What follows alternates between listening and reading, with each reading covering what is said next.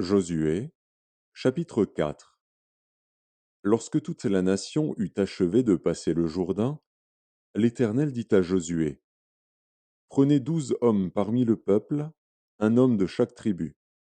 Donnez-leur cet ordre, enlevez d'ici, du milieu du Jourdain, de la place où les sacrificateurs se sont arrêtés de pied ferme, 12 pierres, que vous emporterez avec vous, et que vous déposerez dans le lieu où vous passerez cette nuit. Josué appela les 12 hommes qu'il choisit parmi les enfants d'Israël, un homme de chaque tribu. Il leur dit, Passez devant l'arche de l'Éternel, votre Dieu, au milieu du Jourdain, et que chacun de vous charge une pierre sur son épaule, selon le nombre des tribus des enfants d'Israël, afin que cela soit un signe au milieu de vous. Lorsque vos enfants demanderont un jour, Que signifient pour vous ces pierres? Vous leur direz, Les eaux du Jourdain ont été coupées devant l'arche de l'alliance de l'Éternel.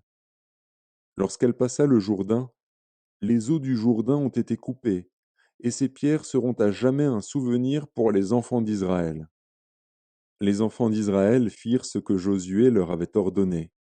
Ils enlevèrent 12 pierres du milieu du Jourdain, comme l'Éternel l'avait dit à Josué, selon le nombre des tribus des enfants d'Israël.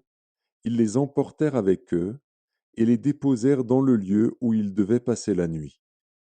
Josué dressa aussi 12 pierres au milieu du Jourdain, à la place où s'étaient arrêtés les pieds des sacrificateurs qui portaient l'arche de l'Alliance, et elles y sont restées jusqu'à ce jour. Les sacrificateurs qui portaient l'arche se tinrent au milieu du Jourdain jusqu'à l'entière exécution de ce que l'Éternel avait ordonné à Josué de dire au peuple, selon tout ce que Moïse avait prescrit à Josué. Et le peuple se hâta de passer. Lorsque tout le peuple eut achevé de passer, l'arche de l'Éternel et les sacrificateurs passèrent devant le peuple. Les fils de Ruben, les fils de Gad et la demi-tribu de Manassé passèrent en armes devant les enfants d'Israël, comme Moïse le leur avait dit.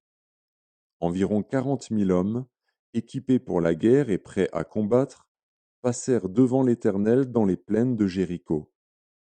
En ce jour-là, l'Éternel éleva Josué aux yeux de tout Israël, et ils le craignirent, comme ils avaient craint Moïse tous les jours de sa vie. L'Éternel dit à Josué, Ordonne aux sacrificateurs qui portent l'arche du témoignage de sortir du Jourdain. Et Josué donna cet ordre aux sacrificateurs, Sortez du Jourdain. Lorsque les sacrificateurs qui portaient l'arche de l'alliance de l'Éternel furent sortis du milieu du Jourdain, et que la plante de leurs pieds se posa sur le sec, les eaux du Jourdain retournèrent à leur place, et se répandirent comme auparavant sur tous ses bords. Le peuple sortit du Jourdain le 10e jour du premier mois, et il campa à Gilgal, à l'extrémité orientale de Jéricho. Josué dressa à Gilgal les 12 pierres qu'ils avaient prises du Jourdain. Il dit aux enfants d'Israël, Lorsque vos enfants demanderont un jour à leur père, Que signifient ces pierres? Vous en instruirez vos enfants, et vous direz, Israël a passé ce Jourdain à sec, car l'Éternel, votre Dieu, a mis à sec devant vous les eaux du Jourdain jusqu'à ce que vous eussiez passé, comme l'Éternel, votre Dieu, l'avait fait à la mer Rouge, qu'il mit à sec devant nous jusqu'à ce que nous eussions passé, afin que tous les peuples de la terre sachent que la main de l'Éternel est puissante, et afin que vous ayez toujours la crainte de l'Éternel, votre Dieu.